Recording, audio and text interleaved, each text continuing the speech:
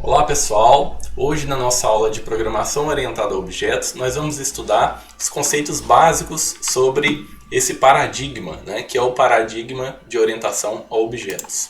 Então primeiro eu vou mostrar para vocês aqui a motivação do porquê estudar esse paradigma. Tá? Então vamos lá. Primeiramente vamos entender o que é um paradigma. Tá? E eu busquei essa definição em um dicionário. E a primeira definição que aparece é algo que serve de exemplo geral ou de um modelo, ou seja, é igual a um padrão. Tá? Do ponto de vista linguístico, é um conjunto de formas, das formas que servem de modelo de derivação ou de flexão. Tá? A definição mais adequada aqui para a nossa disciplina é essa primeira, algo que serve de exemplo, ou seja, de um modelo, um padrão que a gente deve seguir. Tá? O paradigma de programação ele fornece e determina a visão que o programador possui sobre a estrutura e sobre a execução do programa. Tá? Então, no paradigma orientado a objetos, nós, os programadores, a gente pode abstrair um programa como uma coleção de objetos e esses objetos interagem entre si. Na programação funcional, para quem já estudou, o programa ele é abstraído como uma sequência de funções. Tá? A gente não tem estruturas de controle ou de repetição. Desculpa, estruturas de controle a gente tem. A gente não tem as estruturas de repetição na programação funcional. Tudo que a gente tem é função. Tá? Então a gente tem que controlar o programa como se ele fosse um conjunto de funções. Tá? E a gente vai empilhando essas funções de modo a organizar. Tá? Agora vamos entender programação, um paradigma que a gente está acostumado a trabalhar, que provavelmente vocês viram em outras disciplinas, que é a programação estruturada. Então vamos entender como que é esse paradigma. Tá?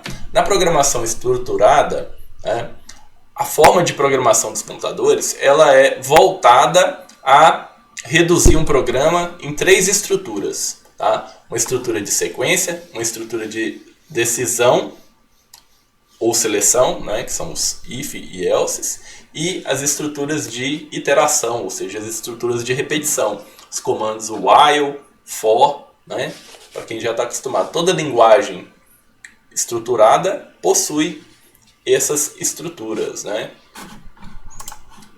Então olha só, a gente tem as estruturas de sequência, a sequência, numa programação estruturada, a gente tem que os programas eles são executados, o código do programa ele é executado sequencialmente, de cima para baixo. A gente vai ter as estruturas de desvio, if, else, que vão mudar esse fluxo, e a gente vai ter os laços de repetição, como eu comentei, o while, o do while e o for, que vão fazer com que esse fluxo se repita na programação estruturada. Então a programação estruturada ela vai orientar os programadores a criar essas estruturas, utilizando função e os comandos de repetição e de seleção. Então ela tem o foco principal a ação, ou seja, os procedimentos e funções. Na programação estruturada não é possível a gente encapsular. Encapsular seria, assim, uma definição bem simples, seria a gente omitir informação, esconder os dados. Tá? Ou seja, na programação estruturada isso não é possível. Qualquer parte do código ela pode ser acessada. Tá? Por exemplo, uma variável ela pode ser acessada em qualquer parte do código. Tá? Você não precisa, não tem um controle de permissão. Com o auxílio de métodos estruturados, a gente pode modificar e retornar dados em variáveis. Tá? Quais são as vantagens da programação estruturada? A gente vai ter um melhor controle sobre esse fluxo de execução do código, quando a gente compara com a programação imperativa. Tá? Programação imperativa, a gente não vai ter esse controle, esse fluxo de controle muito bem estruturado. Tá? O principal diferencial na programação imperativa era o uso do comando goTo, onde você podia saltar para qualquer linha do código. E isso quebrava esse fluxo de execução. na programação estruturada já foi abolido o uso do GoTo, da estrutura GoTo. Tanto que algumas linguagens têm, mas assim, não é recomendável o uso. E outra vantagem, é fácil de entender, sendo amplamente usada nos cursos, né, de introdução à programação. Por isso que a gente começa estudando programação estruturada, né, ao invés de estudar direto a programação orientada a objetos, porque ela é mais simples. E por quê? É mais fácil controlar o fluxo, né, de uma estrutura de código utilizando essas estruturas, programação estruturada. Tá? Quais são as desvantagens? O problema da programação estruturada é que o foco dela é em resolver uma tarefa, né? Ou seja, como que a tarefa tem que ser feita e não o que deve ser feito. Então, ela foca no como, mas não define o que deve ser feito. Tá? Ela define todas as estruturas que a gente deve utilizar, mas ela não vai dizer o que deve ser feito. Então, quando você tem sistemas grandes, o que acontece?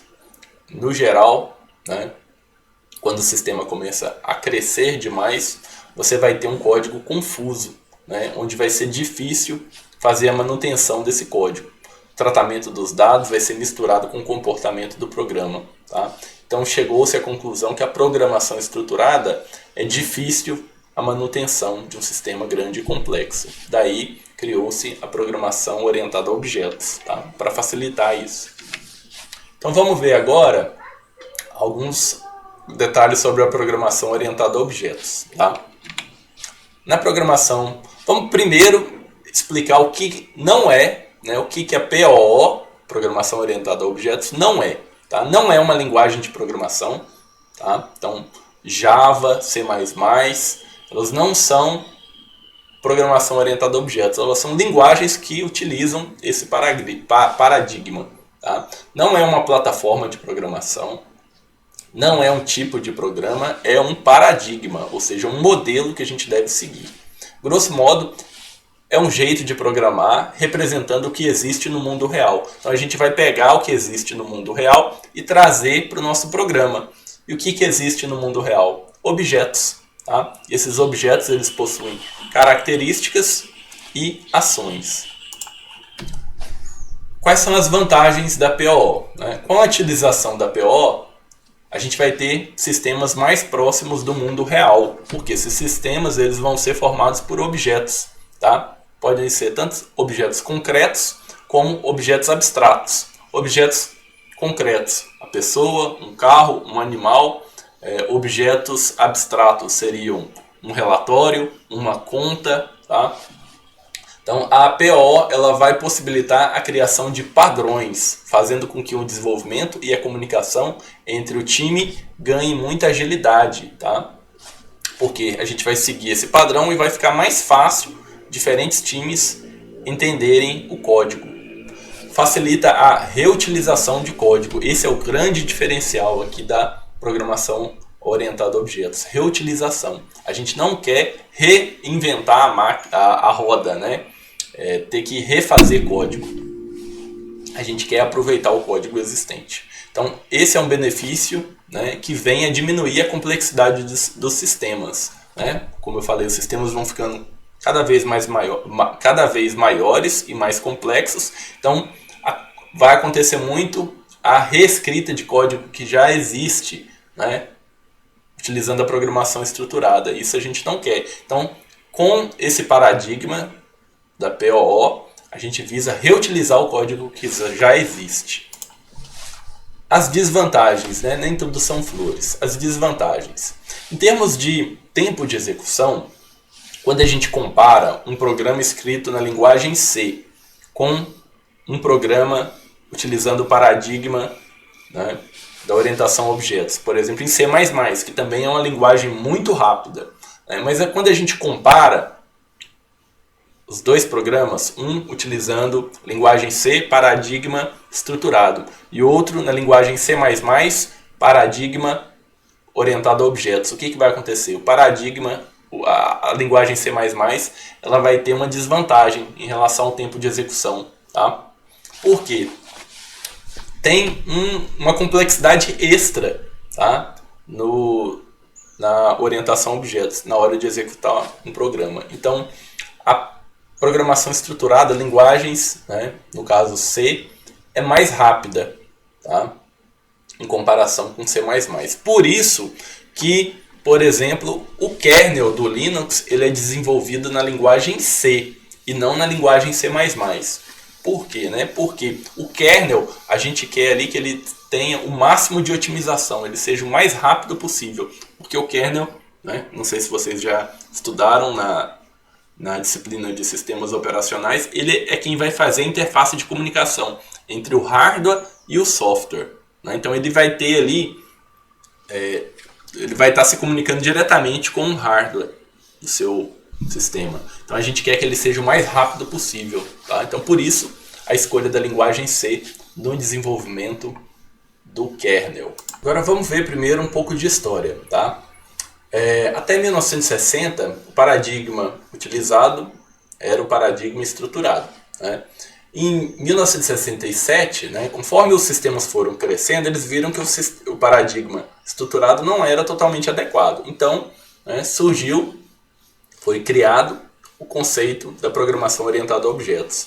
Tá? E isso foi apresentado por meio da linguagem Simula, ou Simula, tá? Que foi a primeira linguagem orientada a objetos, em 1967. Mas na década de 70 surgiu a linguagem Smalltalk. Aqui é considerada até hoje a única linguagem que é puramente orientada a objetos. Por quê? Porque a linguagem Simula ela não oferecia ainda, né, todos os conceitos da orientação a objeto. Ela ainda você ainda tinha algumas limitações na hora de usar Simula. Algumas coisas você não podia fazer. E a linguagem Smalltalk, né, disponibilizou de forma completa todos os conceitos da orientação ao objeto. Tá?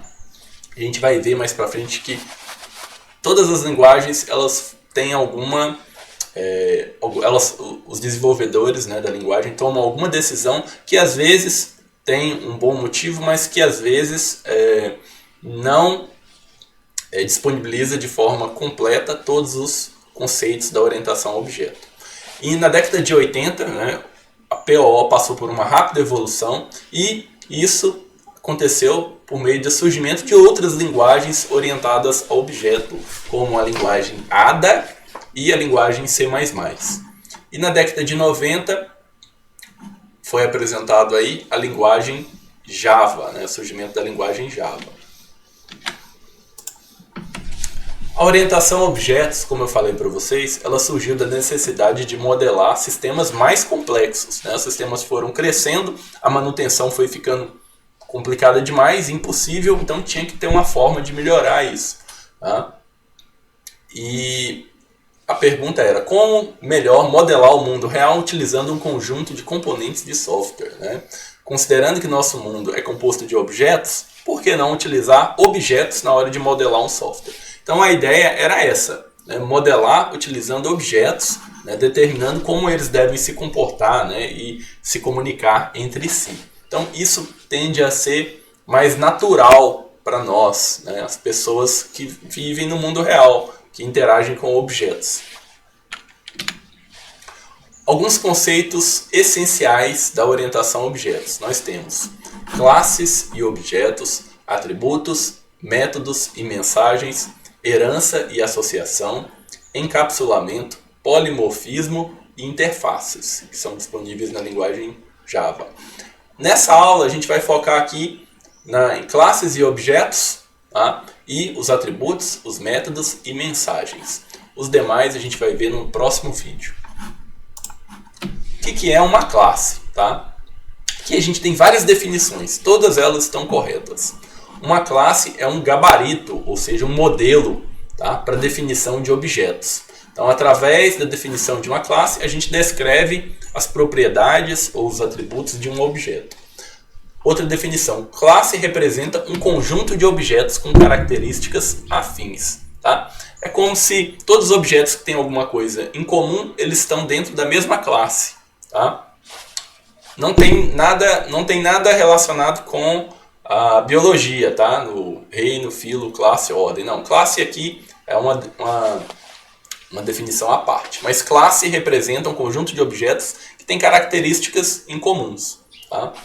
Classe define o comportamento dos objetos através de seus métodos e quais estados ele é capaz de manter através de seus atributos. Aqui, essa frase é um pouco complexa, mas daqui a pouco vai ficar mais claro para a gente.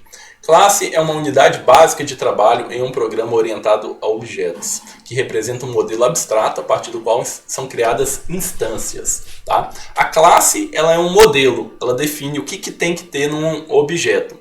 O objeto, né, é a criação de uma instância de uma classe. Tá? Como se fosse assim. Mais para frente eu vou dar exemplos melhores. Mas a classe ela vai definir o que o objeto tem. E o objeto ele vai ter os atributos, né, os métodos. Então, a classe é uma coleção de dados, atributos e métodos que manipulam tais dados. Exemplo de classes: pessoa, carro, animal. Né, mas classe não pode ser apenas classes concretas. Pode ser objetos concretos. Podem ser objetos também abstratos, como eu comentei, né? Um relatório, uma conta, tá? E por aí vai. Olha só, um exemplo aqui bem interessante. A classe, por exemplo, pensando, a gente tem os objetos carro, né? A gente tem os carro Polo, um Mini Cooper, o Beetle, que é o Fusca, né? O nosso Fusca. Então, o Polo, por exemplo, a classe ela vai definir o que um carro tem que ter. A classe vai dizer, olha, o carro tem que ter 2 faróis, tem que ter 4 rodas, né?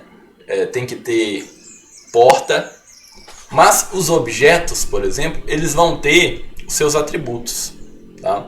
O objeto, por exemplo, ele vai ter 4 rodas, mas o carro Polo ele tem 4 rodas, aro 15. O Mini Cooper ele vai ter 4 rodas, mas aro 13. O Fusca tem 4 rodas, mas também aro 13. Entendem? Então, os objetos, apesar de eles seguirem o modelo da classe, eles têm os atributos, cada um possui seus atributos. A classe do carro, ela vai definir, olha, o carro ele tem que ser pintado, tem que ter uma cor. Mas o objeto, ele vai ter, por exemplo, o carro Polo, ele pode ter uma cor verde.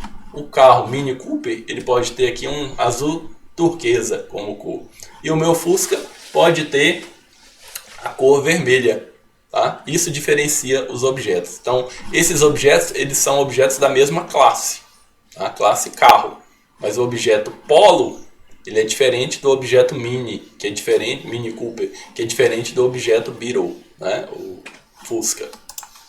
Então, o objeto é algo do mundo real, como eu falei, concreto ou abstrato. O objeto é uma instância de uma classe, né? Quando a gente cria objetos a partir de uma classe, tá? Então, na orientação a objetos, a gente vai instanciar classes, ou seja, criar objetos dessas classes. Então, um objeto é capaz de armazenar estados. Ele armazena os estados através dos atributos. A cor é um atributo, tá? Quantidade de portas é um atributo. O aro da roda é um atributo, tá? E reagir a mensagens enviadas a ele, assim como se relacionar e enviar mensagens a outros objetos. Essas mensagens elas são enviadas, trocadas, por meio dos métodos. Tá? Então, exemplo de objetos.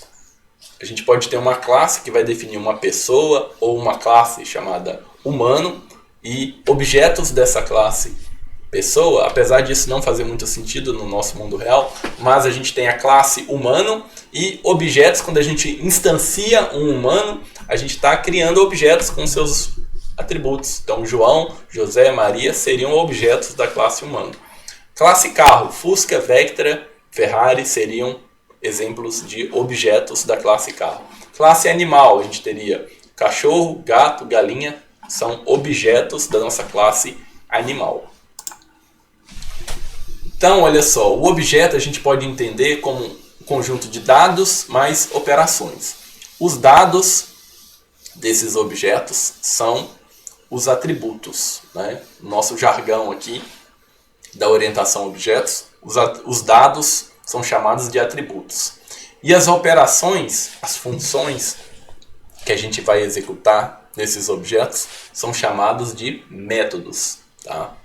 Então a gente tem o objeto é composto por atributos e métodos, né? Os atributos são os dados, os métodos são as operações. Então os atributos são características de um objeto, basicamente são as estruturas de dados que vão representar uma classe. Por exemplo, funcionário, digamos que a gente tenha lá a classe funcionário, né?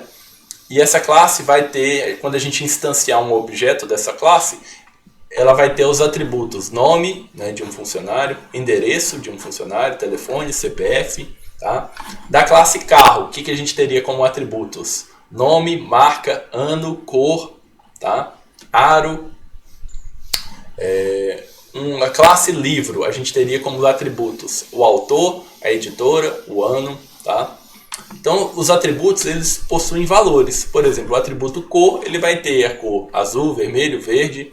O conjunto de valores dos atributos ele é chamado de estado, porque os atributos podem mudar, né?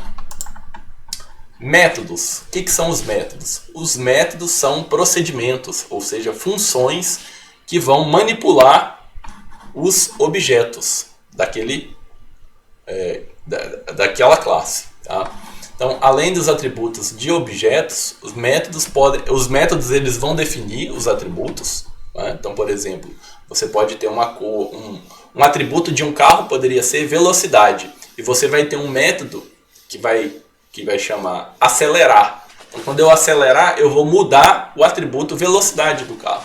Tá? Então, o método, eles vão alterar esses atributos. Então, eles podem definir e manipular variáveis locais, porque os métodos são funções, né?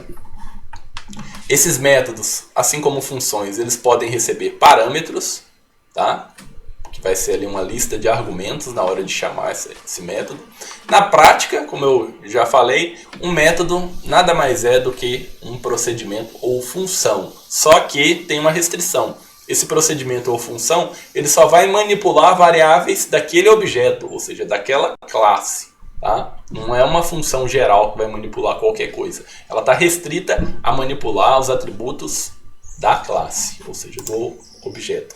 Então, olha só. Aqui a gente tem uma imagem para mostrar para a gente. Tá? Aqui é como se a gente tivesse um objeto. Tá? E esse objeto ele possui atributos. Tá? O conjunto desses atributos forma o estado daquele objeto. E para manipular esses atributos, a gente tem métodos, né? Que são as funções. Essas funções vão definir o comportamento, como que esse objeto vai se comunicar com outros objetos. Tá? Então, o conjunto de métodos define o comportamento. O conjunto de atributos define um estado de um objeto. Então, olha só. No nosso exemplo do carro, a gente teria como atributos a velocidade, o número de rotações do motor e a marcha que tá. Esses seriam os atributos. Os métodos vão manipular esses atributos. Por exemplo, o método acelerar ele vai incrementar a velocidade. O método frear ele vai decrementar a velocidade, né? Reduzir. Mudar a marcha ele vai alterar a marcha, o atributo marcha. Tá? Então o objeto ele possui características, né? Ele possui dados que representam as características, ou seja, os atributos de um objeto. São as variáveis do objeto. Comportamento são as operações, tá? Que são disponibilizadas por meio de métodos, que são, né, pensando já do ponto de vista da programação, são funções que vão executar sobre um objeto. Então, olha só, pensando no objeto lâmpada. O objeto lâmpada ele possui um atributo, aceso ou apagado. Né? Um atributo pode ser o estado dele, que vai definir se essa lâmpada está acesa ou apagada. E quais métodos essa lâmpada pode ter? Ela pode ter lá um método que vai acender e um método que vai apagar. Tá? E o que define um objeto? Cada objeto ele é diferente de outros objetos. Por quê? Porque o objeto, por exemplo, essa lâmpada, ela pode ter uma cor. E cada lâmpada vai ter uma cor diferente. E isso indica que a gente tem objetos diferentes. Então eu posso ter vários objetos com atributos diferentes. Tá? E o que é essa mensagem, né? A mensagem é uma chamada a um objeto, é quando a gente chama um objeto para invocar um de seus métodos. Ou seja, eu tenho os métodos de um objeto e eu vou invocar, ou seja, executar um desses métodos. Isso é enviar uma mensagem para aquele objeto. Então a gente vai ativar algum comportamento. Por exemplo, no caso da lâmpada aqui, quando eu pego o objeto lâmpada vermelha aqui, laranja, né, no caso. Quando eu pego o objeto lâmpada laranja e executo o método acender, eu estou enviando uma mensagem para aquele objeto. Tá? Então os objetos eles vão conversar uns com os outros através do envio dessas mensagens, ou seja, por meio da chamada de métodos, da invocação de métodos. O papel do programador é especificar quais são as mensagens que cada objeto pode receber e qual a ação que aquele objeto deve realizar ao receber aquela mensagem. Ou seja, a gente vai definir os métodos, as funções. Uma ação se inicia através do envio de uma mensagem para um agente, ou seja, um objeto, que será responsável por tratar essa ação. A mensagem carrega uma requisição, né? Uma informação, por meio dos argumentos que são passados para aquela função. Se o agente, né, o objeto que está recebendo a mensagem, aceita, ele tem a responsabilidade de executar um método para cumprir essa requisição. Então, resumindo aqui tudo, né, a gente viu que um objeto, a classe, ela possui, a partir de uma classe, a gente instancia objetos, né, os objetos eles possuem atributos, né, que são os dados que caracterizam um objeto. Então, esses atributos eles são armazenados em variáveis, né, e o conjunto de atributos eles vão definir para a gente o estado de um objeto.